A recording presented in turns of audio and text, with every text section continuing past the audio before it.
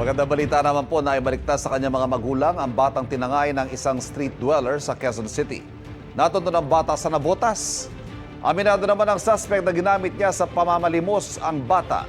May unang balita si James Agustin. Mahigpit na yakap at halikang isinalubong ni Melvin nang muli niyang makapiling ang 1 taon at 7 buwang gulang niyang anak na si Kiana Jane. Matapos ang halos 6 na araw na paghahanap, natunto ng bata sa Navotas City kagabi sa pangangalaga ng mga nagmalasakit sa kanya. Ang bata nakunan sa CCTV na tinangay ng kapwa nila street dweller sa convenience store sa Quezon City noong December 10. Napanood po ng father ko yung upload po ng GMA sa social media po. Then ginawa niya po yung contact number nung nakalagay po doon. Naawa po kami totally kasi po may kapatid po akong maliit.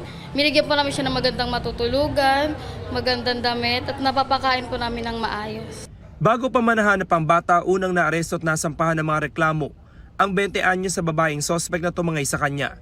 Sa imbestigasyon ng pulisya, lumalabas na nakarating ang sospek karga ang bata sa Caloocan City. Ayon pa sa pulisya, umamin sa kanila ang sospek na ginamit niya raw sa panlilimos ang bata.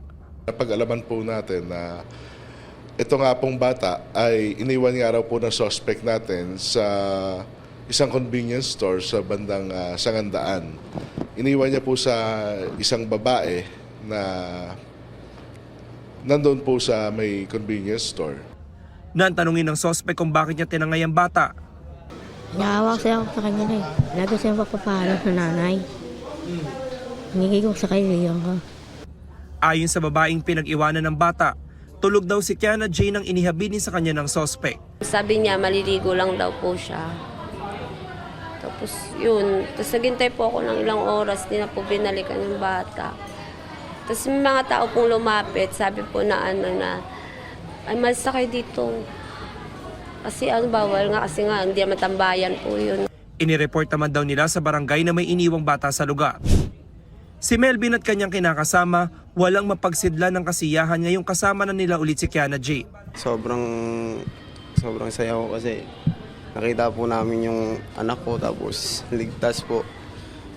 Yun lang naman po yung pinagpapanalangin namin araw-araw, sir. Nagpapasalamat din sila sa lahat ng mga tumulong at nagmalasakit para mahanap ang kanilang nag-iisang anak.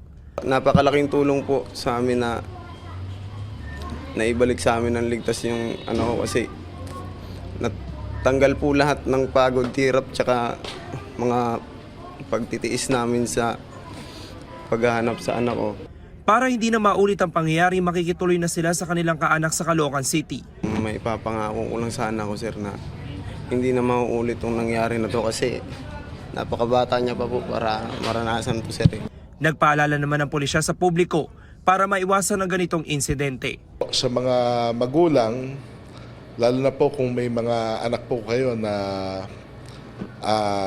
mga maliliit pa po, huwag niyo pong paubaya sa ibang tao yung anak niyo po, lalo na kung bago niyo lang po nakilala.